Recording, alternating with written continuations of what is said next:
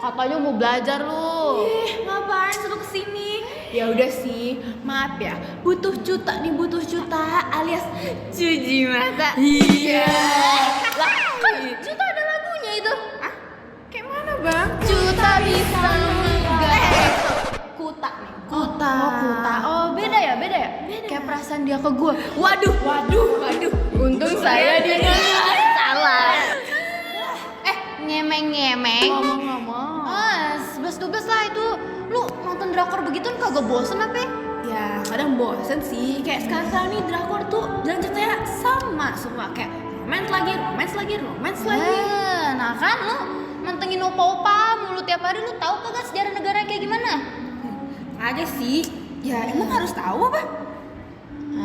Nggak juga sih. Tapi kan sebagai anak IPS sejati yang rajin belajar nih, minimal ya harus tahu lah sejarah kenapa Korea. Korea, ya belibet maaf.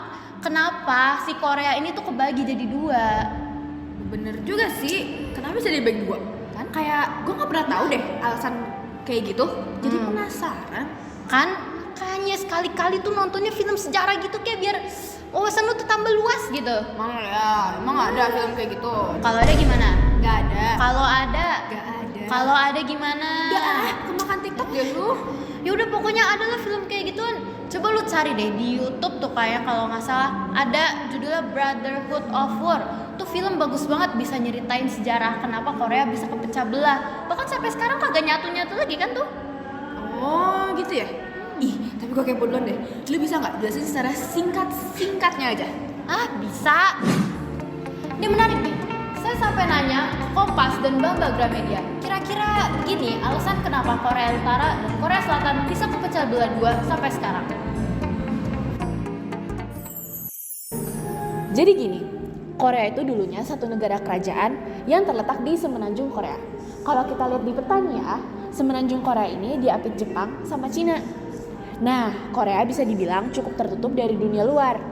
Tapi, akhir abad ke-19, monarki Korea mulai goyah karena pengaruh dari luar dan konflik internal. Jepang yang melihat hal itu mulai gencar ngasih pengaruhnya ke Korea. Mereka terus-terusan ngirim utusan dan tentara ke Korea. Tapi nih ya, Korea saat itu statusnya kerajaan pembayar upeti ke kekaisaran Cina. Makanya Cina panas nih pas tahu Jepang mau ngambil Korea. Akhirnya terjadi perang antara Jepang sama Cina dari tahun 1894 sampai dengan 1895 dan dikenal dengan nama Sino-Japanese War. Terus yang menang siapa tuh? Jadi yang menang adalah Jepang. Makanya ada kesepakatan Cina harus pergi dari Korea. Nah, setelah itu Jepang baru bisa berkuasa penuh atas Korea tahun 1910 sampai dengan 1945. Tapi gara-gara Jepang kalah di Perang Dunia II, Korea jadi semangat buat keluar dari penjajahan. Sayangnya mereka nggak sadar.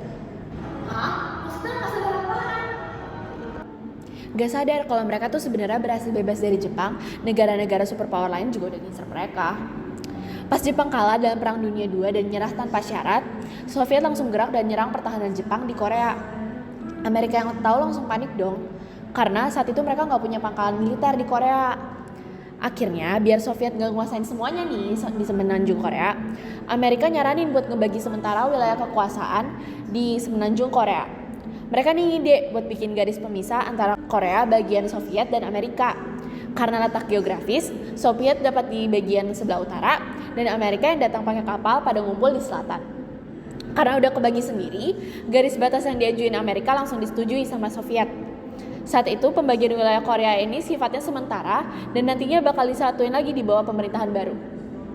Tapi seiring berjalannya waktu, perbedaan ideologi makin memengaruhi pola pikir orang-orang asli Korea.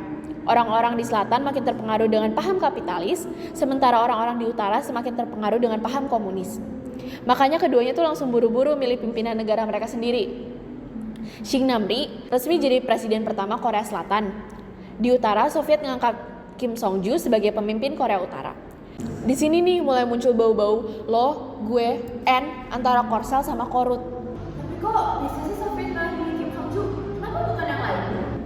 Nah, jadi Kim Song-ju ini lahir di Korea tapi tumbuh besar di Cina. Gak cuman itu, Kim Song-ju juga sempat dilatih di militer Uni Soviet. Jadi bisa dibilang bibit-bibit komunisnya udah cukup kuat lah. Setelah diangkat, Kim Song Ju langsung ganti nama jadi Kim Il Sung. Buat ngeyakinin masyarakat kalau Kim Il Sung ini adalah pemimpin yang tepat, Soviet mulai ngangkat jasa-jasa Kim Il Sung sebagai pahlawan nasional. Disinilah dia mulai bikin propaganda lewat seni dan media yang bikin sosok Kim Il Sung seolah Tuhan. Setelah dua bagian Korea udah punya pemimpin masing-masing, Soviet dan Amerika sepakat buat narik pasukan mereka dari semenanjung Korea. Tapi setelah ditinggal bukannya nyatu lagi. Pertempuran antara Korea Utara dan Korea Selatan malah makin masif terjadi di wilayah perbatasan. Perang yang paling terkenal itu dimulai 25 Juni 1950 di mana Korea Utara nyerang Korea Selatan. Kenapa bisa nyerang? Karena Korea Utara mau menguasain Korea Selatan dan menyatuin kembali semenanjung Korea. Oh, gak cuma itu. Korea Utara juga mau bikin seluruh semenanjung Korea berpaham komunis. Gara-gara hal itu, tentara PBB yang mayoritas adalah orang Amerika langsung datang dan membantu tentara Korsel buat mukul mundur tentara Korut. Buset, serem banget. Akhirnya setelah dipukul terus sampai balik ke wilayah utara, tentara dari Cina nih tiba-tiba datang lagi buat ngebantu tentara Korea Utara. Karena ini Korut sama Cina berhasil juga nih buat mukul mundur balik tentara PBB sama Korsel. Perang ini akhirnya dikenal dengan nama Perang Korea. Menurut berbagai sumber nih ya, perang ini sih udah nelan lebih dari 2 juta korban jiwa. Hah, serem banget. Untungnya, perang ini selesai di tahun 1953 dengan gencatan senjata dan akhirnya dibuat juga zona demilitarisasi atau DMZ. Tapi mau tahu fakta gila nggak? Apaan tuh? Bahkan setelah perang Korea kelar nih ya, nggak pernah ada tuh yang namanya perjanjian damai yang disepakati atau ditandatangani sama pihak selatan maupun utara. Jadi basically, mereka masih dianggap berperang sampai sekarang. Hah, emang iya? Tapi bukannya progres mereka beberapa tahun terakhir udah mulai berkembang ya? Bener sih, mereka pernah ngadain reuni buat keluarga yang terpisah pasca perang. Terus ada juga tuh yang paling heboh tahun 2018, pas Presiden Selatan sama Utara kelihatan nyantui bareng di perbatasan DMZ. Di pertemuan ini tuh dua-duanya saling ngelewatin batas antar negara satu sama lain. Iya, jadi ingat pas Asian Games 2018, Korea Selatan sama Korea Utara tuh digabung jadi satu. Terus di beberapa cabang olahraga, mereka collab satu sama lain. Ih, pintar. Tapi ya, layaknya remaja puber yang lagi HTS, hubungan mereka nih sayangnya jadi panas lagi di 2020 karena sempat ada kesalahpahaman tentang senjata nuklir. Aduh, ayah wae.